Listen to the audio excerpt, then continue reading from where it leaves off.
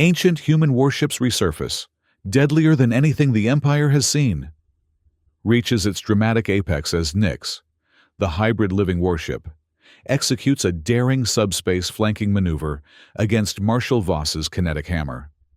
In a spectacular explosion of superheated plasma, the Empire's superweapon shatters. Meanwhile, Lyra defeats Voss in neural combat, forcing the tyrannical commander to witness her flagship's destruction, a victory for both Earth's legacy and humanity's future. The faint glow of holoscreens cast an eerie blue light across Admiral Lyanna, Lyra, Harrow's face, as she monitored the long-range sensor array. Kirill Station hung in the void like a tarnished medallion, its orbital rings pulsing with supply shuttles and mining drones. 200 years after the Agyran Empire had glassed Earth, the legacy of humanity's homeworld was little more than whispered legends. "The Earth fleet is a myth," blared the Imperial propaganda loop on the public channels. "A pathetic fairy tale told by fringe world separatists. The Empire brought peace by eliminating a violent world. Be grateful." Lyra's fingers tightened around the pendant, hidden beneath her regulation uniform. Her father's military insignia, salvaged before his disappearance during the protest marches 20 years ago. She remembered his voice, quiet in their tiny quarters after curfew. "Never forget where we came from. Lyanna, Earth was real. Its navy was magnificent. Someday, the truth will resurface." The sensor array pinged, an anomaly in the deep scan. Lyra's heart quickened as she narrowed the focus. Something was transmitting from the Perseus Veil, that region of twisted space the Empire had declared forbidden since the armistice. The signal pulsed in an archaic pattern she recognized from her father's secret lessons. Military code, pre-Empire, Earth Fleet. Lyra glanced at the duty roster. Commander Drelk wouldn't return for hours. This was her chance. With steady hands that belied her racing thoughts, she copied the coordinates into her personal datapad, erased the sensor log, and began fabricating her leave request. By nightfall, she had requisitioned a scout vessel, citing routine patrol duty, and was clearing Kirill's outer markers. The journey into the Perseus Veil tested both Lyra's piloting skills and her resolve.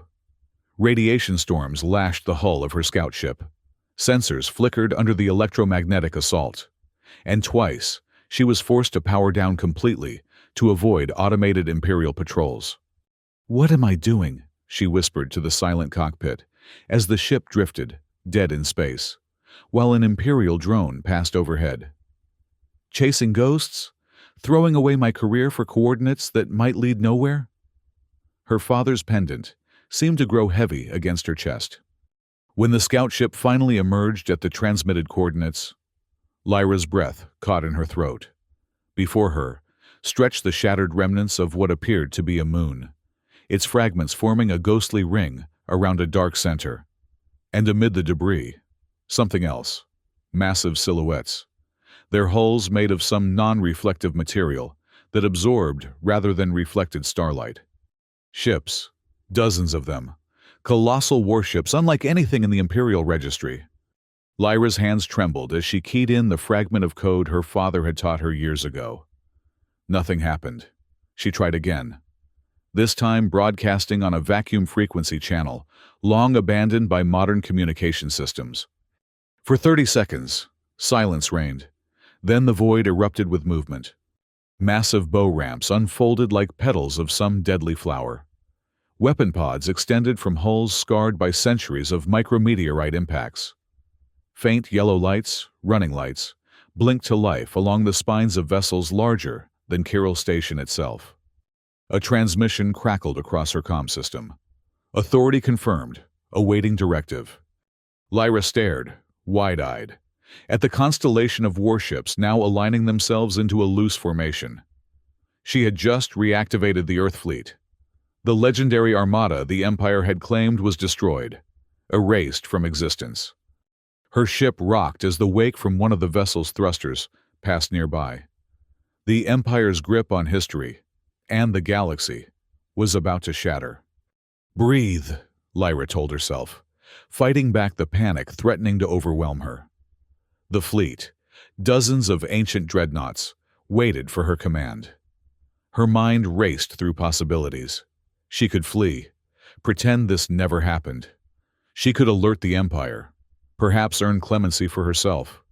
Or she could do what her father had dreamed of, reclaim humanity's legacy, and challenge the Empire's 2-century reign of revisionist history. Lyra closed her eyes, remembering her father's final words before the Imperial agents took him. "You are the last link to remind the stars that humans once ruled." Decision made. She pressed her regulation uniform's insignia against her chest and activated the comm system.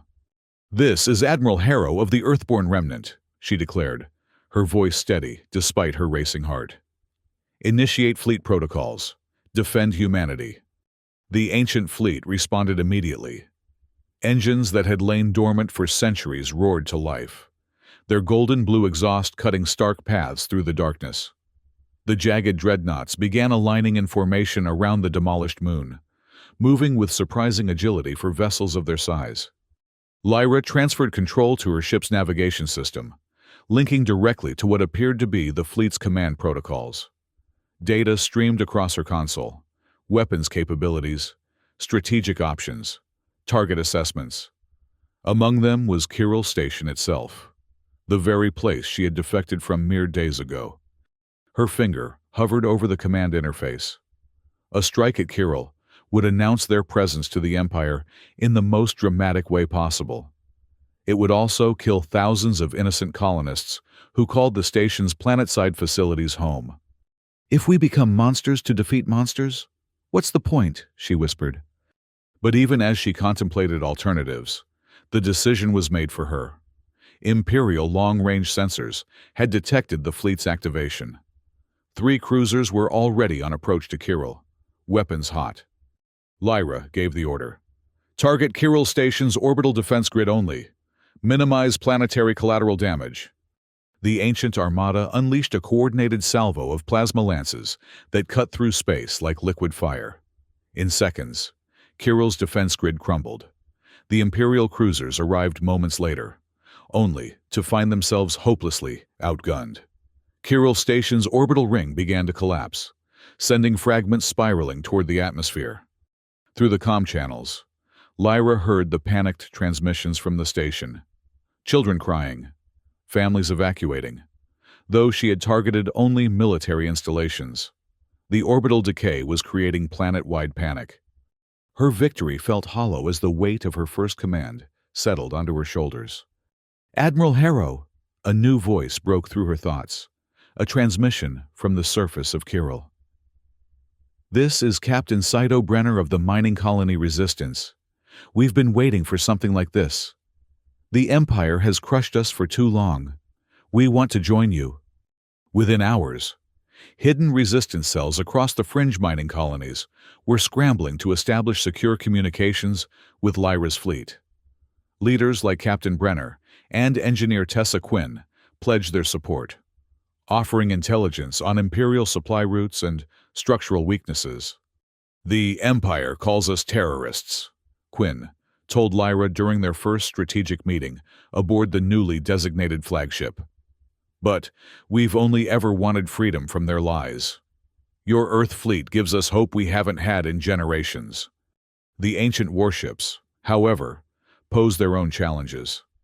Still running on centuries-old targeting systems, they occasionally misfired, damaging rebel-held civilian sprawl. During one engagement with an Imperial patrol, a dreadnought called Eternal Vigilance unleashed a barrage that decimated not only the enemy ships, but also an unaffiliated trading post. Lyra spent hours in the retrofitted command center, arguing with the fleet's semi-autonomous weapon systems. "These are obsolete obliteration protocols," she insisted to the AI interfaces. "We need precision, not wholesale destruction. Original programming dictates maximum force application." The ship's system responded coldly. "Threat elimination is primary directive." "Override," Lyra countered. "New primary directive, selective engagement with minimal civilian impact." The struggle to control such devastating power, while maintaining her moral compass, became Lyra's daily battle. One fought within the gleaming corridors of ancient warships, whose very existence defied Imperial doctrine. News of the Earth fleet's resurrection spread across Imperial channels like wildfire. Within days, the Agyran High Command dispatched its flagship, Doom's Herald, a massive trisolar dreadnought bristling with neutron torpedoes, to silence what the Emperor himself called this troublesome ghost story. Lyra hid her fleet inside a nebula cloud filled with ion storms, temporarily shielding them from Imperial scanners.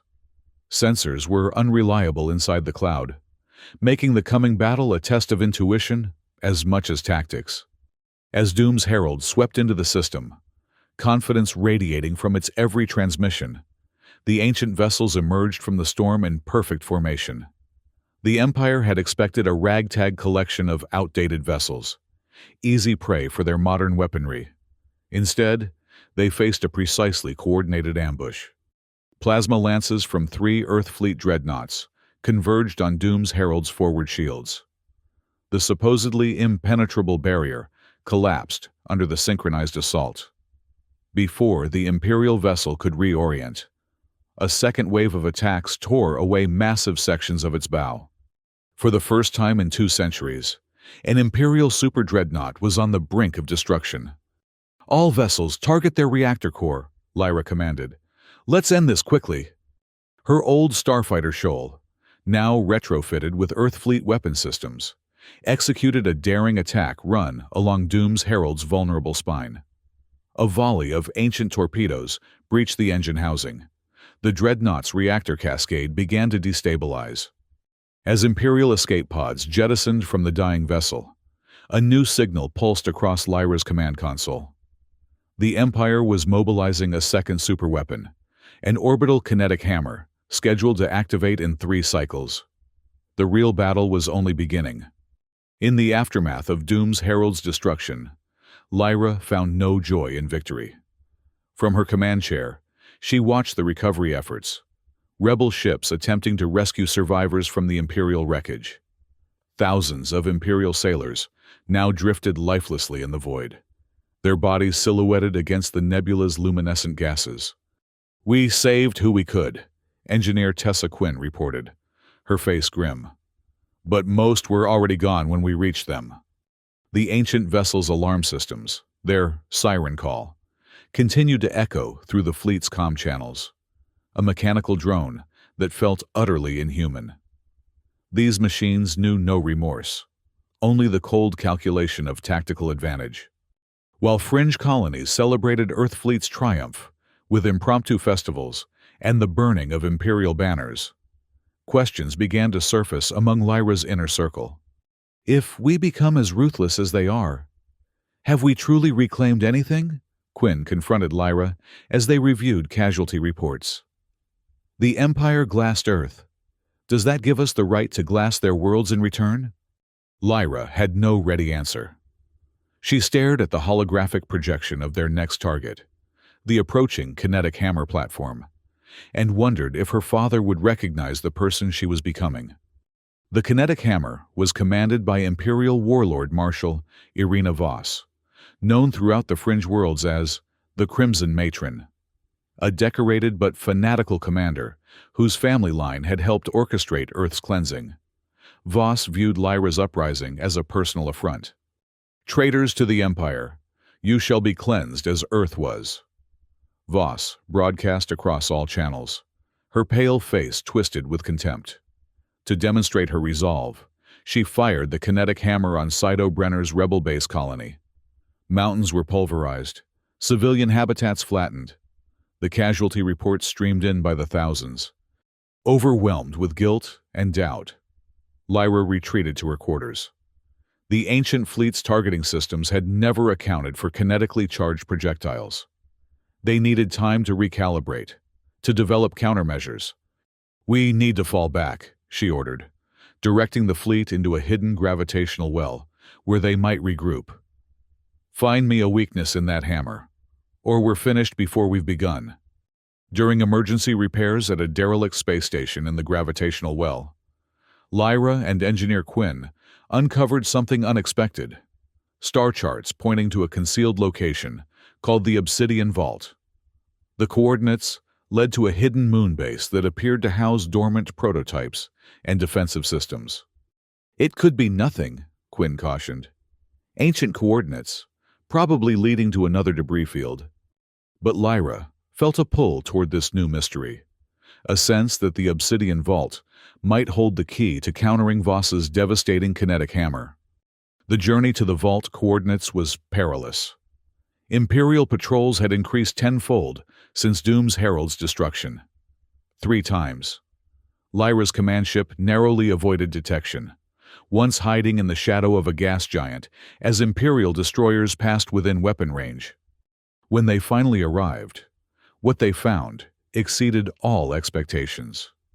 Concealed within a collapsed moon was an extensive base, the Obsidian Vault, housing not only stockpiles of ancient weapons, but also a remarkable vessel, unlike any other.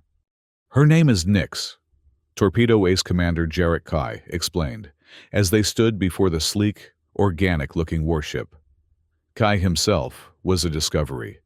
They had found him in cryosleep in one of the vault's preservation chambers. A hybrid human-machine consciousness, the last prototype developed before the end. Kai was a relic of Earth's final defense, preserved in the hope that someday someone would reactivate the fleet. His weathered face spoke of battles long past, but his eyes sparked with renewed purpose as he guided Lyra through the vault systems. "Nyx isn't just a ship," he continued. "She's conscious, a fusion of volunteer human minds with adaptive AI. She was meant to be our answer to overwhelming odds, our last hope." Over the following days, Kai worked tirelessly with Lyra and Quinn, integrating Nyx with their existing fleet and training new pilots to operate both the ancient dreadnoughts and the swarm fighters stored in the vault's cavernous hangars. "Your hesitation to inflict civilian casualties is admirable," Kai told Lyra during a rare quiet moment. "But Voss won't share your scruples. The Empire never has." "Then what makes us different from them?" Lyra challenged. Kai's response was simple: intent. They destroy to dominate. We fight to survive. There's a difference, Admiral, even if the explosions look the same from a distance. During a solitary exploration of the vault's lower levels, Lyra discovered an abandoned Earth memorial, statues of humanity's defenders, half buried in lunar dust. She knelt before one that resembled her father, tracing the eroded features with her fingertips. "You said I must choose mercy over vengeance," she whispered to the stone face. "But how much mercy can I afford when facing an enemy who shows none?" As Lyra struggled with these questions, Voss's tyranny tightened across the fringe worlds. The orbital kinetic hammer decimated 3 more colonies suspected of harboring rebel sympathies. "Collective punishment," Voss called it in her broadcasts. "The price of sedition." Fear spread. Yet something unexpected began to emerge. The Imperial populace, particularly on worlds close to the fringe, started to question whether these brutal tactics were justified. Reports reached Lyra of Imperial senators quietly lobbying for diplomatic solutions, suggesting cracks in the monolithic facade of empire. Before Lyra could capitalize on this shift in sentiment, disaster struck. Having identified the Obsidian Vault's location, courtesy of a traitor in Lyra's inner circle, Marshal Voss assembled an overwhelming force: 10 destroyers, a second kinetic hammer satellite, and a battalion of neural suppressor drones designed to disable organic pilots. "We've been betrayed," Jarek Kai announced grimly, as Imperial signatures appeared on long-range sensors. "They're coming in full force." The final confrontation was inevitable. Lyra coordinated the ancient warship dreadnoughts, alongside the newly awakened Nyx and her hybrid swarm fighters. Pilots from rebel enclaves, former miners, engineers, teachers, even children barely old enough to fly, strapped themselves into ancient cockpits, invoking Earth's lost legacy with every pre-flight check. "We are outgunned and outnumbered," Lyra acknowledged in her fleet-wide address. "But we fight for truth, for memory, and for a future where no world faces what Earth did. No matter what happens today, the Empire can never again claim we didn't exist." As Imperial Annihilator lasers melted the Obsidian Vault's outer defense turrets, Lyra's first wave of swarm fighters dove through the plasma flares, sacrificing themselves to neutralize the Hammer satellite's tracker lenses. The ancient dreadnought, Ark of Dawn, unleashed a waterfall of rail spikes, forging breaches in Voss's battlecruisers. Over encrypted subspace channels, Voss taunted Lyra. "You dance with ghosts. Girl, I will end them all, and then you." Lyra's response was measured. "You slaughter innocents under the guise of justice. I fight for the memory of a people you tried to erase." The battle reached a critical juncture when engineer Tessa Quinn made a shocking discovery. Lieutenant Marka Sol, a trusted rebel liaison who had been coordinating defense grids, had been transmitting vault coordinates to Voss in exchange for promised safe passage for his home colony. Sol's sabotage caused the Ark of Dawn to lose power mid-engagement, leaving a critical flank exposed. As Imperial boarding parties breached the disabled dreadnought, Lyra's heart fractured with betrayal. "How many innocents have died because I trusted him?" she whispered, watching as the Ark's crew fought a desperate holding action against Imperial Marines. Lyra ordered Sol's immediate arrest. As he was brought before her, terror evident in his eyes, she contemplated summary execution, the traditional punishment for traitors in wartime. "Your actions nearly cost us everything," she told him, her voice ice-cold. "They promised to spare Addis Colony," Sol pleaded. "My family, my children, they're all there. I had no choice." Lyra thought of her father, of the memorial statues, of all she had learned since awakening the Earth fleet.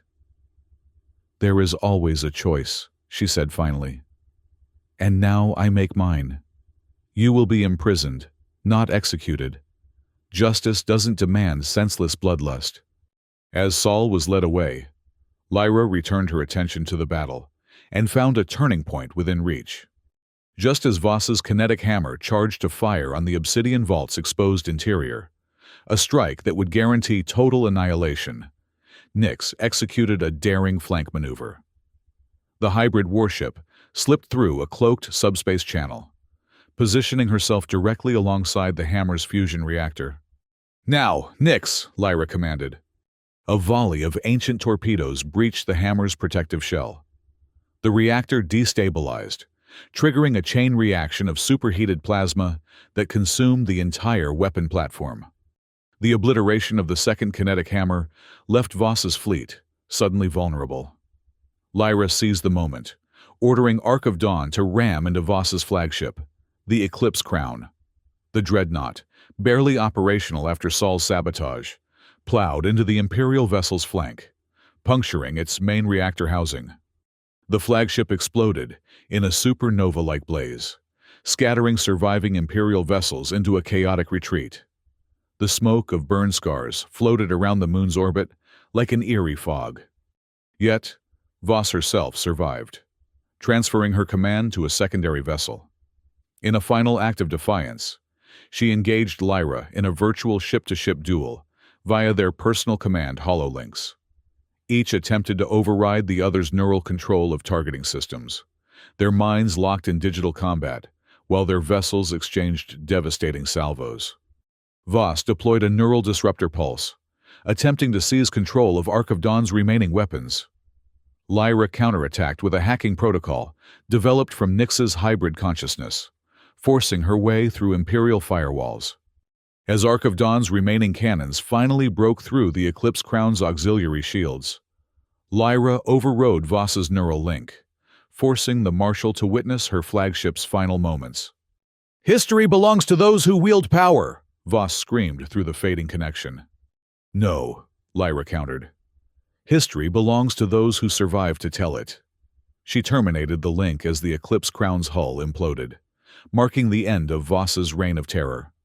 In the aftermath of the Obsidian Vault battle, Lyra ordered search and rescue operations for surviving rebel pilots and any Imperial defectors willing to surrender.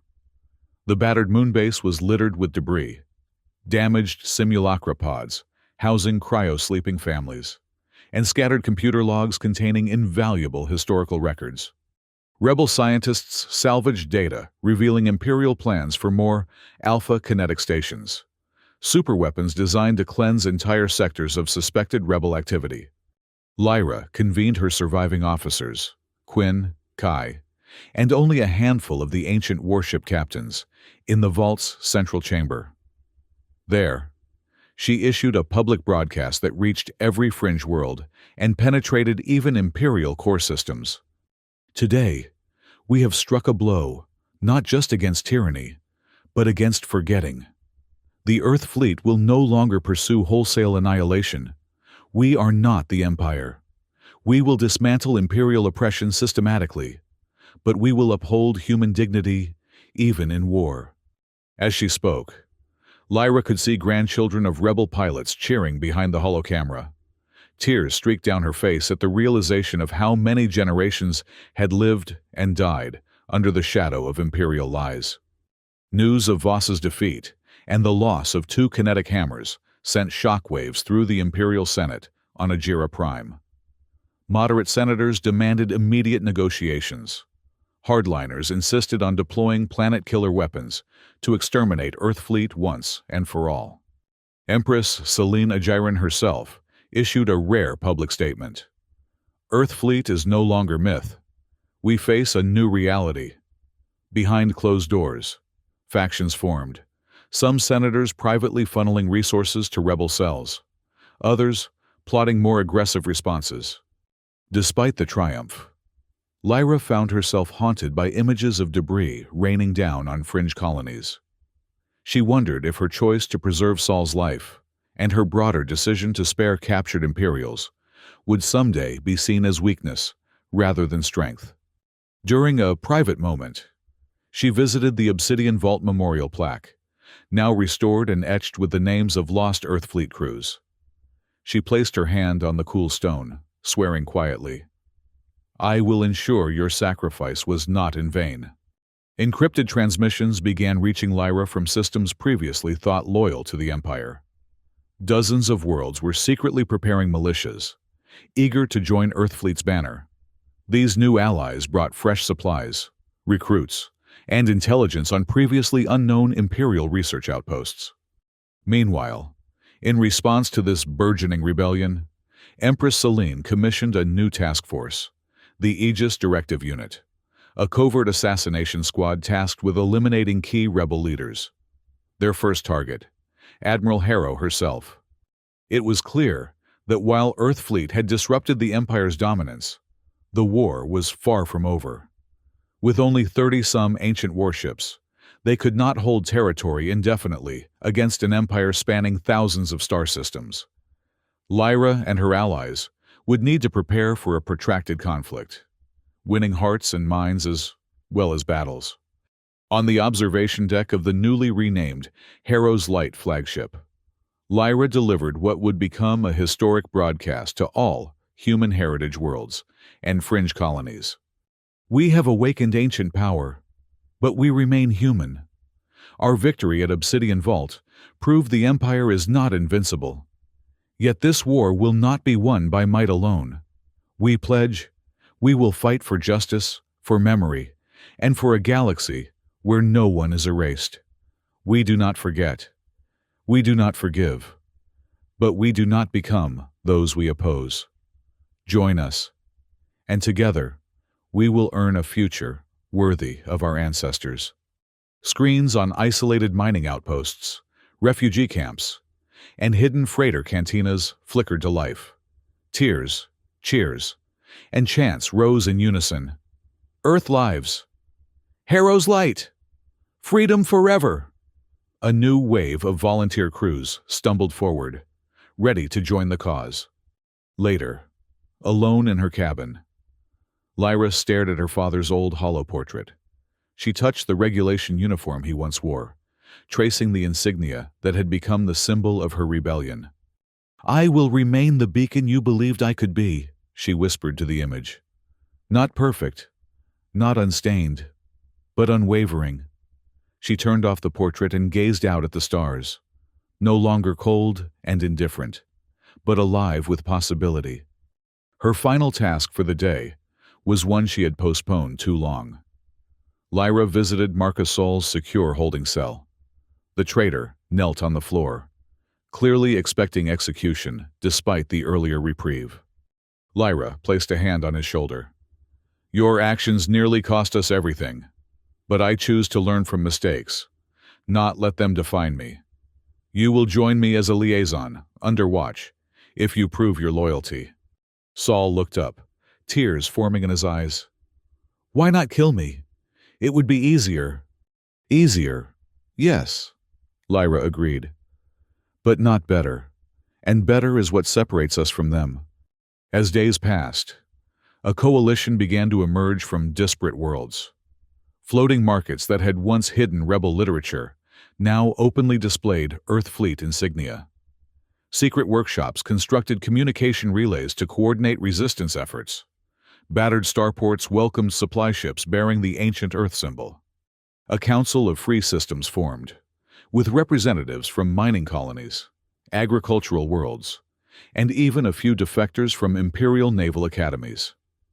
Their first act was to establish a Charter of Rights, guaranteeing that no world under their protection would suffer the fate of old Earth. Yet, unknown to Lyra, in the deep imperial core, General Halv and Security Minister Prin were already conspiring with rogue scientists to resurrect another superweapon, the so-called Leviathan Project. The hybrid vessel they call Nyx is the key to their success, Prin whispered during a clandestine meeting.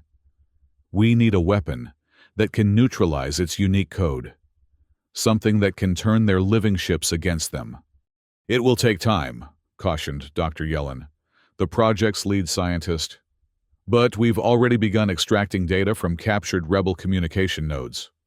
"Time is a luxury we may not have," General Halv countered. "The Empress expects results, not excuses." As these machinations unfolded in secret Imperial laboratories, Lyra stood on the bridge of Harrow's Light, watching as starships aligned in formation behind her. Some were ancient Earth Fleet dreadnoughts, others retrofitted mining vessels, and a few, like Nyx, represented technologies that blended human consciousness with machine precision. The fleet's running lights pulsed in synchronized rhythm, a living heartbeat of humanity reborn. Beyond them stretched the infinite canvas of stars, each potentially harboring both allies and enemies in the struggle to come. "Navigation, set course for the Thalassa sector," Lyra commanded. "Intelligence suggests Imperial forces are constructing a new weapons platform there. Let's remind them who we are." As the fleet prepared to jump, Lyra felt a presence beside her, not physically, but in her mind. Nyx's consciousness brushed against her thoughts. "We endure," the hybrid ship communicated. "As Earth endured in memory, we endure in action."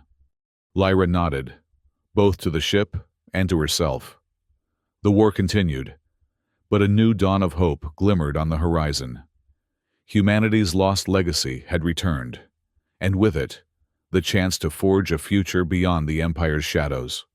The ancient warships, once thought destroyed, now cut through the void with purpose. Deadlier than anything the Empire had seen, yet tempered by the wisdom Lyra had learned through loss and betrayal. Not weapons of blind destruction, but instruments of liberation. As Harrow's Light led the fleet into hyperspace, the stars themselves seemed to bear witness to humanity's resurgence, no longer forgotten, no longer erased. The story had only just begun.